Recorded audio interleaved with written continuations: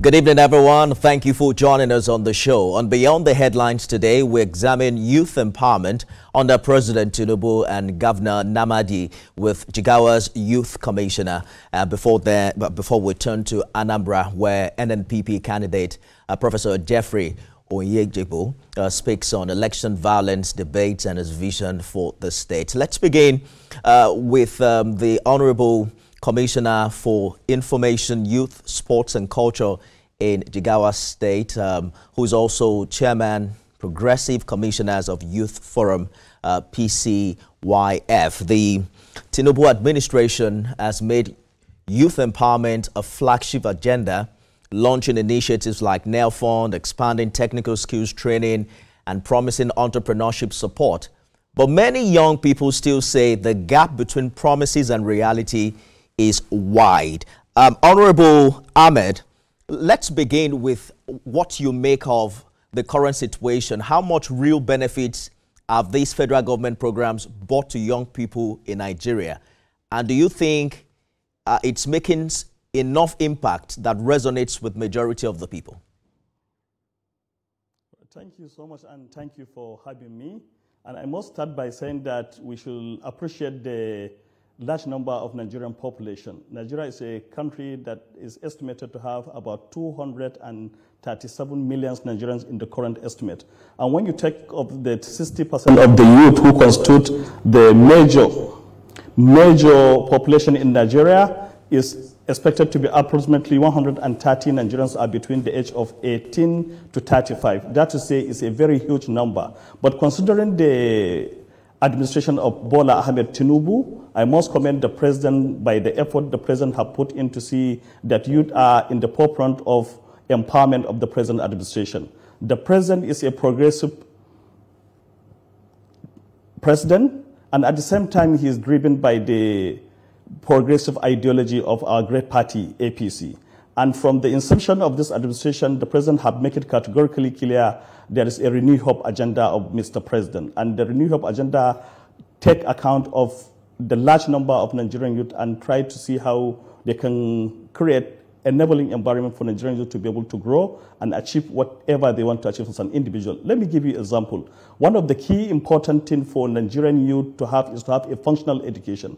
And to ensure that education has been supported optimally in this country, the president has initiated Nigerian Education Loan Nail Fund for Nigerian youth, where many Nigerians have been able to benefit. I can tell you part of this large number of Nigerians population, about 449,000 Nigerians has benefited from Nail Fund alone. And in these 449 million thousands Nigerians that have benefited, about 218 universities and tertiary institutions in Nigeria have benefited. And that to say the government of President Bola Ahmed Tinubu under Nail Fund alone have invested about 85 billion into that particular scheme, which about 47 billion go into paying tuition fees for most of the Nigerian youth that are studying across various institutions of learning. That absolutely, Mr. Ahmed. And if you allow me to jump in, you recall that Mr. President reeled out all of these achievements on Independence Day.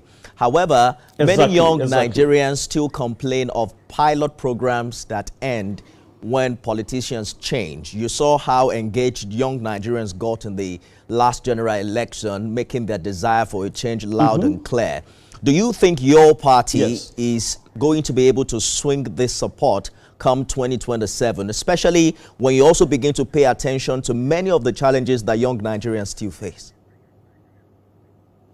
Yes, I can tell you confidently that as we progress, young Nigerians will be able to appreciate what the president is doing. As I told you, when you look at what is happening in Nigeria, it's not something that has started now. Long ago, if you look at what even bring APC into the government, it was misruled by PDP. Coming up, the APC tried to come up with a bold declaration that the APC is out to relieve Nigerians from their hardship and to be able to recover from what has been in place and to be able to come up with reform agendas. That's why the president is doing his best. And I can tell you confidently, as we progress, young Nigerians will be able to appreciate. Like I tried to give you an example with what happened with those who are in educational system. There's a program under the president that come off to say skill up artisan program. This is a program that look at Nigerians that are outside school system to be able to benefit from the initiative of this administration. And this program in this 2025 alone is targeting about 100,000 artisans to get skills to international standard. They can be able to earn a living and to be able to engage in whatever trade they choose to do. So that is the, in as much as president is on ground, and I'm telling you what our governors at the progressive level are doing in subnationals in various states, we can be able to translate this and we'll be able to rally to get Nigerian support, particularly the younger element, to go with APC. Let me give you an example in my own state. Yes, I was going to bring it home to Jigawa because Governor Namadi himself was on this show last month, and we discussed extensively about the narratives, because my opinion is that there's a thin line between narratives and lived experiences. We spoke about the controversy rocking acquisition of luxury cars for its convoy and political office holders at a time where many citizens are struggling with inflation and poverty. And I heard this side of the story. But, you know, I'm wondering, as a government, how do you deal with such narrative and perception, especially among young citizens in the state who appears to be disoriented by what they consider government priorities at this time and in this regard? And let me respond to you regarding that. I can tell you categorically what is happening is just speculations and it's just a mere propaganda by our opposition. Go to Jigawa State, go and find an average Jigawa citizen in the street and ask him his impression about the government. This is a government that comes with a blueprint. This is a government that is really translating development and empowering youth into grassroots. I can cite you an example what the governor did. First thing is to make sure he created an agency dedicated for economic empowerment and youth employment in Jigawa State. And one of the greatest advantage that we have in Jigawa State, we are an agrarian state and we have potential in terms of agriculture. We initiated a lot of programs that have bring back our youth into agriculture. We have several programs that have really turned around our youth. Let's take, for example, the Rice Millennium Project we have in Jigawa State. This is an opportunity for Jigawa average young person to be able to have a land supported by government with implement and land clearing and with fertilizer and able to see how they can engage into agriculture. To tell you now, if you go around Jigawa, you see that our youth are yearning to engage more in agriculture because they see prosperity coming. With cultivation of 1 hectare, an average youth in Jigawa State can be able to turn around 5 to 6 tons of rice. And when you go to the market, an average 1 ton of rice is go about 350 times 5 or 6. When a young Nigerian in Jigawa State cultivated his farm for 2 seasons, he will be able to get 7 million. How many Nigerians can go into real employment to be able to get what an average youth can get in Jigawa State?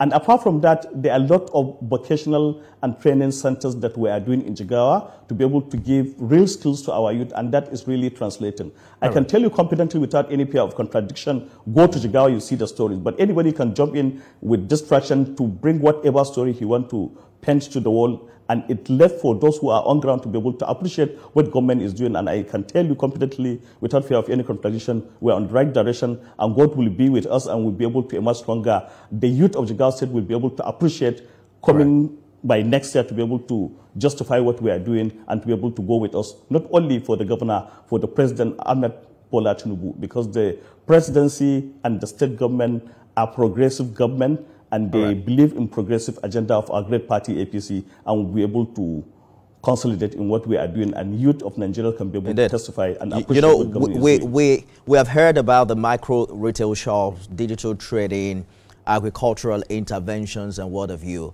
But if you can, which single youth empowerment scheme in Jigawa would you say has delivered the most durable impact, and why?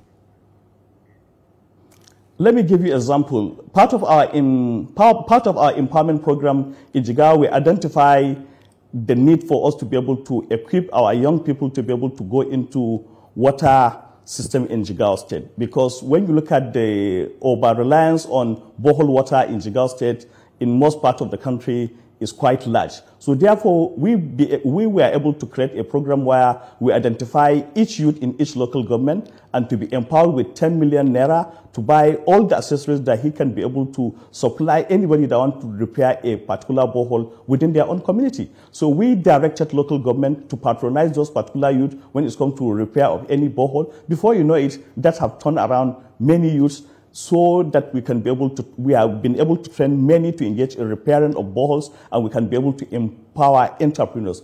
With that story alone, I can tell you that have really changed our youth across the state, and is really yielding positive results, and many are also copying that. Apart from that, when we look at the event of last few months, we created a palliative shop in Jigawa State, where in every ward we can have a palliative shop where state government will supply food items for anybody to come and buy at subsidized rate. And that has really attracted many young people to go into business, and that have really yielded positive impacts. And we've been able to see how some other states coming to Jigawa State to borrow that idea, and that has really spread to many states like Katsina, Honorable Ahmed, Sokoto. And we have completely run out of time, but I just have one personal question to ask you before you go. You are Commissioner for Information, Youth, Sports and Culture, right? You are also Chairman, Progressive Commissioners of Youth Forum. Isn't that too much portfolios for a single person to hold? How do you manage to be effective? So you see, as a commissioner, I have responsibility. My responsibility is to look at the policy direction and to be able to ensure that efficient and effective implementation of government policies. In all these portfolios, like now, for example, if you go to information portfolio, I have the State Television Authority, where I have a competent MD to run the affairs of the state television. I have a radio station, and I have MD who is in charge of day-to-day running of the radio station in Jigawa State. So when you look at other portfolios, when you talk of in sport, there is a sport council with a substantive director who runs the affairs of the sport. In charge of ministry of in the aspect of youth, we have a dedicated youth empowerment agency. There's also a director general. So as a policy, I can be able to look at what direction the government is going, and to be able to collaborate and work. Sounds like you're saying there are individuals manning these other critical sectors. Honorable Sago Musa Ahmed, Commissioner for Information, Youth, Sports and Culture in Jigawa, thank you so much for talking to us.